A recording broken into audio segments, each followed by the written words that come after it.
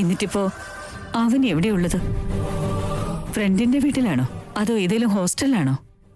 സുജാതയുടെ വീട്ടില്.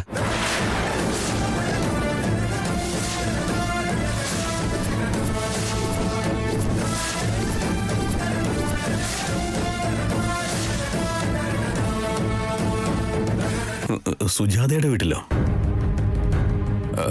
സുജാത എന്ന് വെച്ചാ? അവനെ അന്ന് അമ്പലത്തിൽ വെച്ച് പരിചയപ്പെട്ടില്ലേ?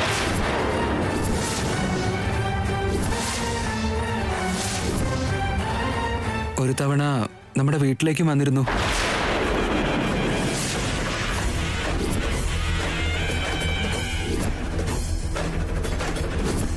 അവനീ സുജാതയുടെ വീട്ടിലേക്ക് എന്തിനാ പോയത്?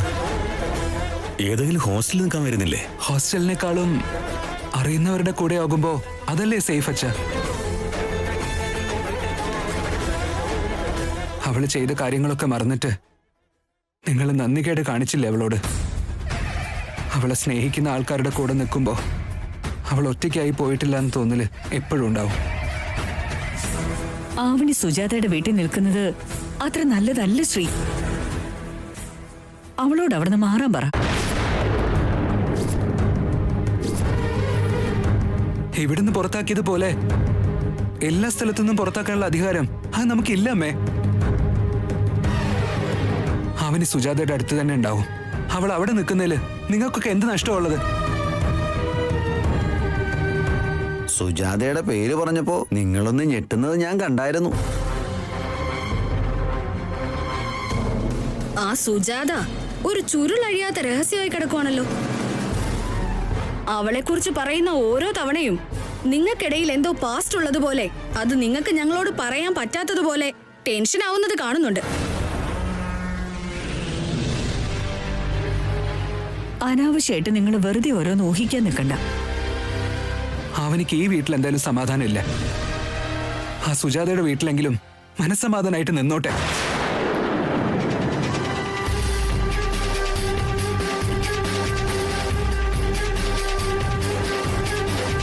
ഒന്ന് നിക്കമ്മേ. ആ സുജാത രാധേട്ടനെ കല്യാണം കഴിക്കാൻ ആഗ്രഹിച്ചെന്ന് ഞങ്ങളോട് പറഞ്ഞു. അതും കളവാണെന്ന് തോന്നുന്നുണ്ട്. ഞങ്ങൾ കറക്റ്റ് കോൺസെൻട്രേറ്റ് ചെയ്തിരുന്നോളാം. ആ രഹസ്യം അനാവരണം ചെയ്തിരിക്കാൻ ഞങ്ങൾ എത്ര നാള് കാത്തിരിക്കണം? കൂടുതൽ സംസാരിക്കാതെ അകത്തേക്ക് പോടാ.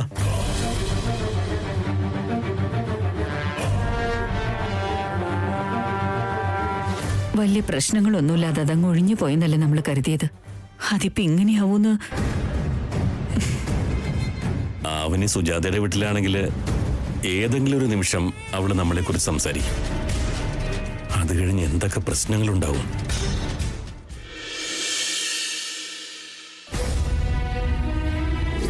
ഇനി ഞാൻ പറഞ്ഞ വാക്കുകൾ നീ അനുസരിക്കാതിരുന്ന അമ്മയുടെ മരണം നീ ആഗ്രഹിക്കുന്നു. ഈ മകൻ നിങ്ങൾക്ക് വേണ്ടി പ്രാണൻ തരുമെന്നല്ലാതെ അമ്മയ്ക്ക് ഇഷ്ടമല്ലാത്തതൊന്നും ചെയ്യില്ല അമ്മേ.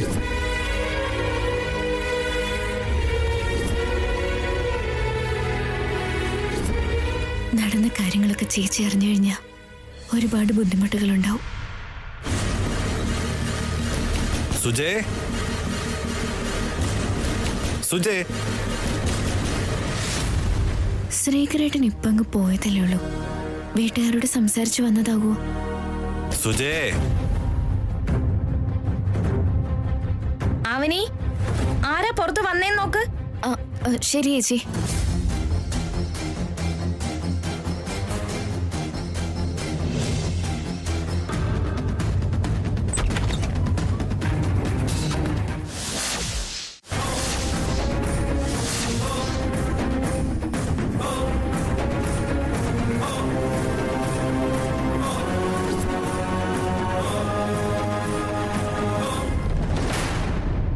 അവനിയെ അവസാനം നീ എന്റെ വീട്ടിൽ വന്ന് എനിക്ക് ദർശനം തന്നല്ലോ. ഇത് സത്യം തന്നെയാണോ? ആരാ മോളെ? അലീന ചേച്ചി.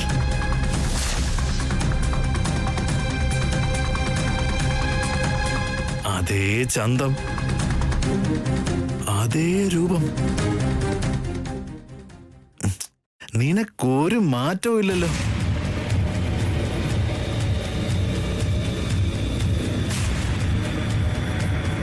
പിടിക്കാൻ വരുമ്പോഴൊക്കെ കൈ പിടിക്കുമ്പോ ഈ മണല് തെന്നിപ്പോവില്ലേ, അതുപോലെ നീ രക്ഷപ്പെടുമായിരുന്നല്ലോ. പക്ഷേ നീ ഇന്ന് വളരെ ധൈര്യത്തോടെ എന്റെ വീട്ടിൽ കയറി വന്നു. എനിക്ക് എന്റെ കണ്ണുകളെ വിശ്വസിക്കാവോ? ആവിനി കാണിക്കുന്ന ദയല്ലേ നമ്മളിപ്പോ ജീവിക്കുന്നേ. എന്റെ വീടെന്ന് വീമ്പിളക്കണ്ട.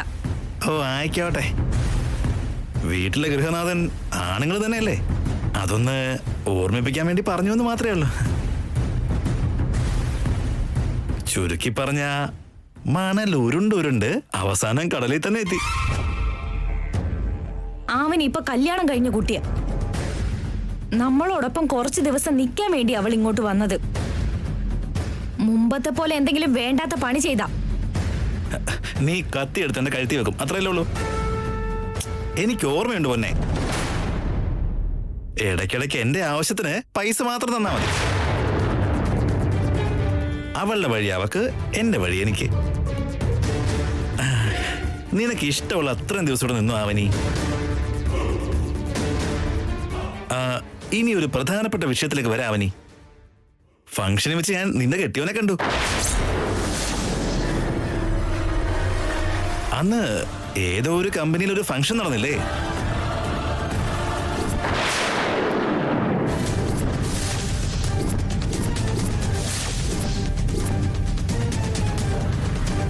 നിന്നെ കല്യാണം കഴിക്കുന്നവൻ ഒരു ഹീറോയെ പോലെ, ഒരു വീരനെ പോലെയൊക്കെ ആവുമെന്ന് വിചാരിച്ചേ. അവന് നീ തമ്മില് ഒട്ടും സെറ്റായിട്ടില്ല. അവന്റെ മുടിയാണെങ്കിൽ കണ്ടാലേ അറിയാം വിഗാന്ന്. അവന്റെ കണ്ണടയാണെങ്കിൽ വയസ്സന്മാര് വെക്കുന്ന പോലെ സോഡാക്കുപ്പി ആയിട്ട്. അയ്യേ, ഒട്ടും മാച്ചായിട്ടില്ല. അവന്റെ ചിലപ്പോ കാശ് കാണും, പക്ഷെ എനിക്ക് ഒട്ടും ഇഷ്ടപ്പെട്ടില്ല. ആയിക്കോട്ടെ അളിയ, എങ്ങനെയുണ്ടെങ്കിലും ഇപ്പൊ എന്താ, ആ കാര്യങ്ങൾ ഇപ്പൊ എന്തിനാ? എന്തൊക്കെയാ നീ പറയുന്നത്? എങ്ങനെയാണെങ്കിലും എന്താന്ന് ഇത്ര നിസ്സാരമായിട്ട് പറയുന്നത് എങ്ങനെയാ? ആ ചെറുക്കൻ എന്താ കുറവ്? വളരെ നല്ല പയ്യനല്ലേ അവൻ. അതല്ലാതെ കണ്ണട, വിഗ് എന്തിനെ കുറിച്ചൊക്കെ ഈ പറഞ്ഞോണ്ടിരിക്കുന്നേ? അവൻ കണ്ണടയൊന്നും വെക്കാറില്ല. ഞാനെന്താ കണ്ണുപൊട്ടനാന്നാ വിചാരിച്ചേ? ഈ കണ്ണുകൊണ്ടാ ഞാൻ കണ്ടേ. നിന്റെ ഭർത്താവ് അതിന് കണ്ണട വെക്കാറില്ലല്ലോ.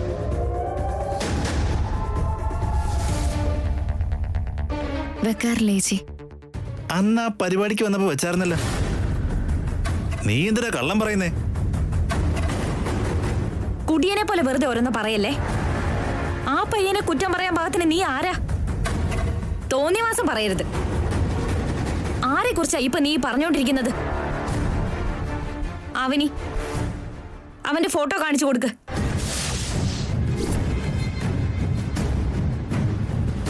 ഫോണിൽ നിന്റെ ഭർത്താവിന്റെ ഫോട്ടോ ഉണ്ടാവുമല്ലോ, അത് കാണിക്കേ. ചേച്ചി ഇപ്പൊ ഇതൊക്കെ എന്തിനാ? കാണിക്കാവനി, സത്യം എന്താന്നറിയാലോ.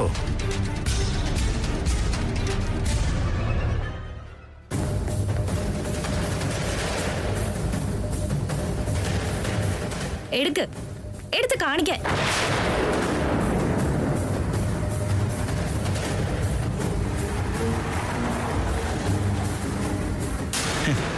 ഞാനായിരുന്നെങ്കിൽ ഒരു ഗംഭീര ആലോചന കൊണ്ടുവന്നേനെ.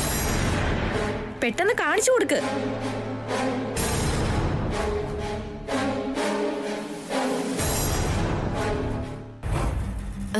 അത് ഫോട്ടോസ് ഇല്ല ചേച്ചി. ഇല്ലേ? അത് ഈ അടുത്ത് ഫോണിൽ എന്തോ വൈറസ് ഒക്കെ കയറിയപ്പോ ഒന്ന് ഫോർമാറ്റ് ചെയ്തിരുന്നു.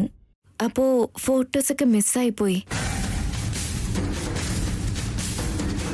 ശരിയടി, അടുത്ത തവണ അവനെ ഈ വീട്ടിലേക്ക് വിളിച്ച് കാണിച്ചു കൊടുക്കാം. വെറുതെ ഓരോന്ന് വിളിച്ചു പറയുന്നത് നിർത്തിക്കോളും.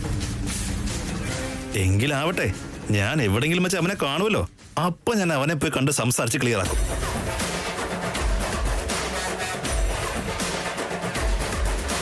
ആവനി, അയാള് പറയുന്നൊന്നും നീ കേക്കണ്ട.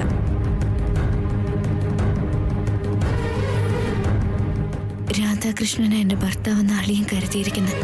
നാളെ എപ്പോഴെങ്കിലും ആ ഫംഗ്ഷനിൽ ശരിക്കും നടന്ന കാര്യത്തെക്കുറിച്ച് ചേച്ചി എങ്ങാനും അറിഞ്ഞാം.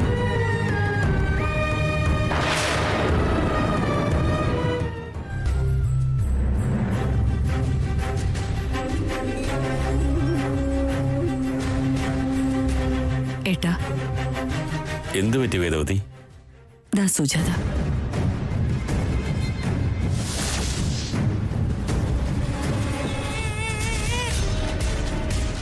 അവന് എവിടെയുള്ളത്? ഫ്രണ്ട്സിന്റെ വീട്ടിലാണോ അതോ ഏതെങ്കിലും ഹോസ്റ്റലിലോ? സുജാതയുടെ വീട്ടില്. ഏട്ടാ, പറയൂ വേദ. അവൻ ഈ സുജാതയുടെ വീട്ടിലല്ലേ? അവൾ അവിടെ നിൽക്കുന്നത് എന്തെങ്കിലും പ്രശ്നങ്ങൾ ഉണ്ടാക്കുമെന്നല്ലേ നമ്മൾ വിചാരിച്ചത്. അവനെ അവിടെ നിന്ന് മാറ്റാൻ പാകത്തിന് നമുക്ക് എന്തെങ്കിലും ഒന്ന് പറഞ്ഞാലോ? നമ്മുടെ പ്രശ്നങ്ങൾക്ക് പരിഹാരം ലഭിക്കണമെന്ന് ആഗ്രഹിക്കുന്നതിൽ തെറ്റൊന്നുമില്ല. സാധ്യമല്ലാത്തതിനു വേണ്ടി പ്രയത്നിക്കുന്നത് അത്ര ശരിയുമല്ല. സാധ്യവും അസാധ്യവും ഒന്ന് ശ്രമിച്ചു നോക്കിയാലല്ലേ നമുക്കറിയാൻ പറ്റൂ. ഏതെങ്കിലും വിധത്തില് ഞാൻ അവളോട് ചോദിച്ചോളാം.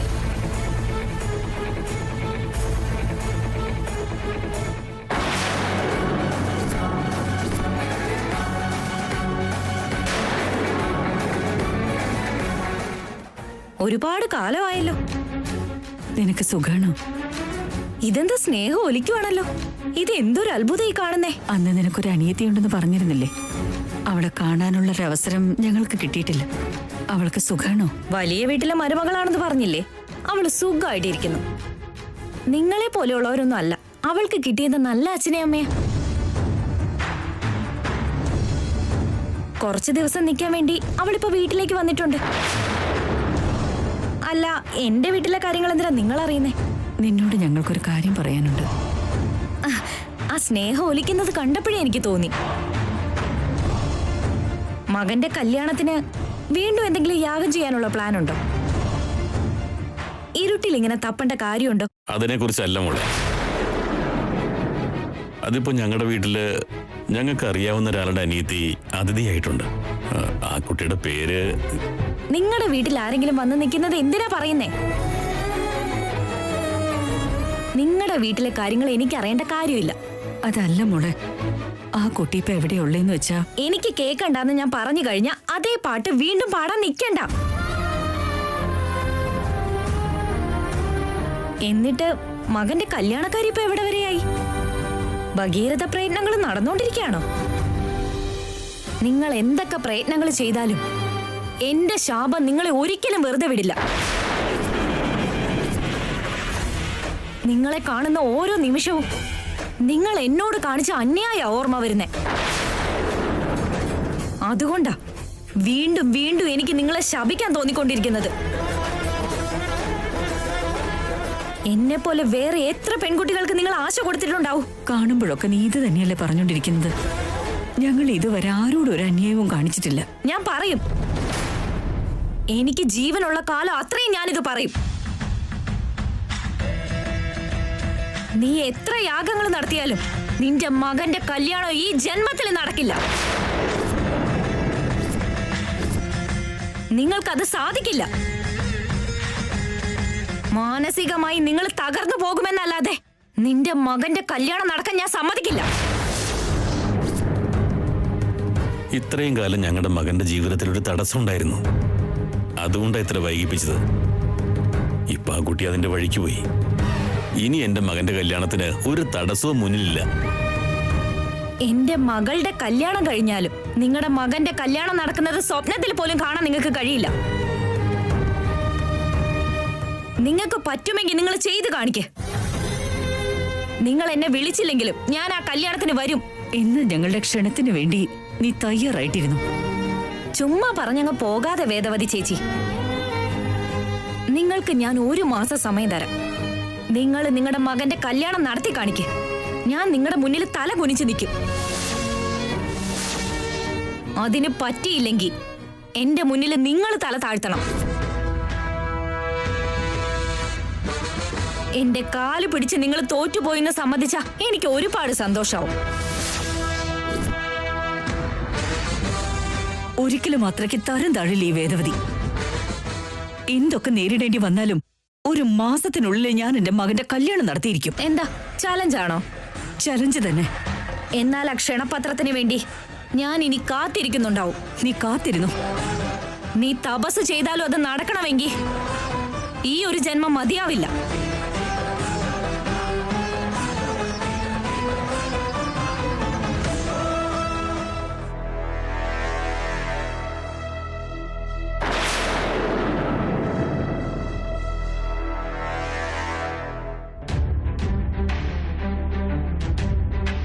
എന്തു പറ്റി ചേച്ചി? എന്താ വല്ലാത്ത പോലെ? ഒന്നുമില്ല മോളെ. ഒന്നുമില്ലെങ്കിൽ പിന്നെ നിങ്ങൾ എന്താ ഇങ്ങനെ നിൽക്കുന്നേ? എന്താ ഉണ്ടായെന്ന് പറ. നമുക്ക് ഇഷ്ടമല്ലാത്തവരും നമ്മളെ ബുദ്ധിമുട്ടിക്കുന്നവരും മുന്നിൽ വന്നു കഴിഞ്ഞ മനസ്സിന് പിന്നെ ഭ്രാന്ത് പിടിക്കുന്നത് പോലെയാ. ആരാ അവര്? അങ്ങനെ ചിലരൊക്കെ ഇവിടെയുണ്ട്. മറ്റുള്ളവരെ കാര്യമായിട്ട് ഉപദേശിക്കും, അവരതൊന്നും പാലിക്കുകയും ചെയ്യില്ല. സഭ്യതയും സംസ്കാരവും ഉണ്ടാവില്ല, നന്മയും മനുഷ്യത്വം കാണില്ല. അവർക്ക് പൈസയാ പ്രധാനം. ആചാരങ്ങൾ എന്നൊക്കെ പറഞ്ഞ് അതും പിടിച്ച് ജീവിച്ച് വേണ്ടപ്പെട്ട ആളുകളെ വരെ അകറ്റി നിർത്തും അവര്. ദാ ഇപ്പൊ എന്റെ മുന്നിൽ വന്ന് പെട്ടിരുന്നു. എനിക്ക് പറയാനുള്ളതൊക്കെ പറഞ്ഞു. ഇപ്പോഴെന്നല്ല, എപ്പ മുന്നിൽ വന്ന് പെട്ടാലും എനിക്ക് പറയാനുള്ളത് ഞാൻ പറയും. നിങ്ങൾ മറ്റൊരാളെ കുറിച്ച് ഇങ്ങനെയൊന്നും പറയുന്നത് ഞാൻ ഇതുവരെ കേട്ടിട്ടില്ല ചേച്ചി. ചേച്ചിനെ തന്നെ എത്രയും ദേഷ്യം പിടിപ്പിച്ചിട്ടുണ്ടെങ്കിൽ അവര് തീർച്ചയായിട്ടും നമ്മളോട് എന്തോ ഒരു അന്യായം കാണിച്ചിട്ടുണ്ടാവും. അങ്ങനെയുള്ളവരെ വെറുതെ വിടാൻ പാടില്ല. അതാരാണെന്ന് പറ. അതവര് നിക്കവിടെ. എന്റെ അനിയത്തി വലിയ വീട്ടിലെ മരുമകളായ കാര്യം പറയാൻ വേണ്ടി വ്രതത്തിന്റെ കാര്യം ഞാൻ പുറത്തു പറഞ്ഞു എന്നല്ലാതെ പരോക്ഷമായി ഞാൻ നിങ്ങളെ ഒന്ന് ക്ഷണിച്ചതൊന്നും അല്ലായിരുന്നു. നിങ്ങൾ വർഷിക്കുന്ന അക്ഷതങ്ങൾ എന്റെ അനിയത്തിയുടെ ജീവിതത്തെ തകർത്ത് കളയും. അന്നത്തെ ദിവസം അവരെന്റെ അനിയത്തിയെ കാണാൻ ഒരുപാട് ശ്രമിച്ചതായിരുന്നു. ഇപ്പൊ അവരെ കുറിച്ച് പറയേണ്ട കാര്യമില്ല. എന്താ ചേച്ചി ഒന്നും പറയാത്തെ? അവരാരാ, എവിടെയാ ഉള്ളത്, അവരുടെ പേരെന്താന്നൊക്കെ പറ. അവരെത്ര വലിയവരാണെങ്കിലും ശരി, ഞാൻ പോയി അവരോട് സംസാരിച്ചോളാം. എന്റെ വാ കൊണ്ട് അവരുടെ പേര് പറയുന്ന പോലും എനിക്ക് ഇഷ്ടമല്ല. അവരെ കുറിച്ച് നീ എന്തിനാ അറിയുന്നേ? വിട്ടേക്ക്. അതല്ല ചേച്ചി, അവരാരാണെന്ന് ഞാൻ അറിയുന്നതും നല്ലതല്ലേ? അവരെ കുറിച്ച് അറിയുന്നതിനേക്കാളും അറിയാതിരിക്കുന്നതാ നല്ലതെന്ന് മനസ്സിലാക്ക്. അല്ല, നീ ഇവിടേക്ക് വന്നപ്പോ മുതലേ ഞാൻ ശ്രദ്ധിക്കുന്നു. അവന്റെ അമ്മ നിന്നെ ഒരു പ്രാവശ്യം പോലും ഫോണിലൊന്നും വിളിച്ചില്ലല്ലോ. നിന്നെ പോലൊരു മകള് കൺമുന്നിലില്ലെങ്കിൽ ഏതൊരു അമ്മയ്ക്കും എന്തോ നഷ്ടപ്പെട്ടതുപോലെ തോന്നില്ലേ? പക്ഷെ അവന്റെ അമ്മ നിന്നെ കുറിച്ച് ആലോചിക്കുന്നത് പോലും ഇല്ലല്ലോ. നീ വീട്ടിലേക്ക് വന്നതിന് അവന്റെ അമ്മയ്ക്ക് എതിർപ്പൊന്നും ഉണ്ടായിരുന്നില്ലല്ലോ മോളെ. പറ അവനി. അവനെ ഈ വീട്ടിൽ നിന്നും പറഞ്ഞയക്കണം. ഇപ്പൊ ഞാൻ പറഞ്ഞ തീരുമാനം നീ വേണ്ടെന്ന് പറഞ്ഞ നീ എന്റെ മരണം ആഗ്രഹിക്കുന്ന പോലെ. നീ എന്താ മിണ്ടാത്തേ? ഞങ്ങൾക്കിടയിൽ ഒരു പ്രശ്നങ്ങളും ഇല്ല ചേച്ചി. അമ്മ തന്നെ എന്നെ ഇങ്ങോട്ട് പറഞ്ഞയച്ചത്. എന്തോ തിരക്കിലായതുകൊണ്ട് എന്തോ ഫോൺ ചെയ്യാൻ പറ്റിയിട്ടുണ്ടാവില്ല. ഉറപ്പാണോ? ആ, സത്യ ചേച്ചി. ചേച്ചി, നിങ്ങളിപ്പോ പുറത്തു പോയിട്ട് വന്നാലേ ഞാൻ പോയി ഒരു കോഫി എടുത്തിട്ട് വരാം.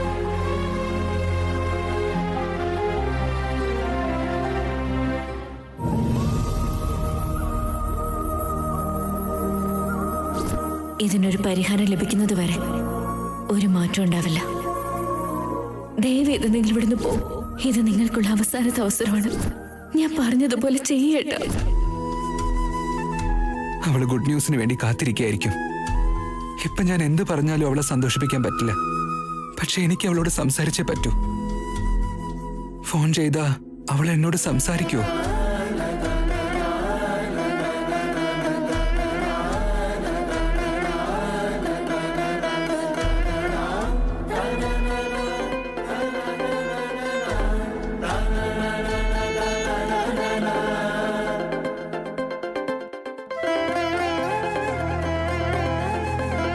അമ്മയോടും അച്ഛനോട് സംസാരിച്ചിരുന്നെങ്കിൽ ഉടനെ അവര് വീട്ടിലേക്ക് വരുമായിരുന്നു. സംസാരിക്കാത്തത് കൊണ്ട് തന്നെയാവും ഇങ്ങനെ ഫോൺ വിളിച്ച് സംസാരിക്കാൻ ട്രൈ ചെയ്തുകൊണ്ടിരിക്കുന്നത്.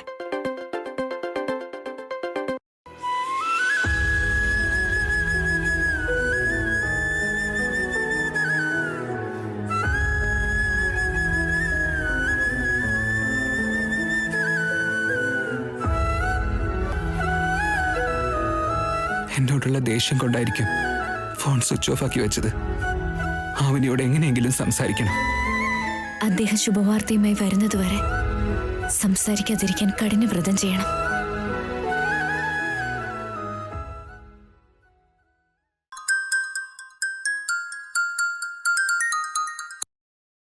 ഹലോ, ഞാനാ ചേച്ചി, ശ്രീകറാണ്.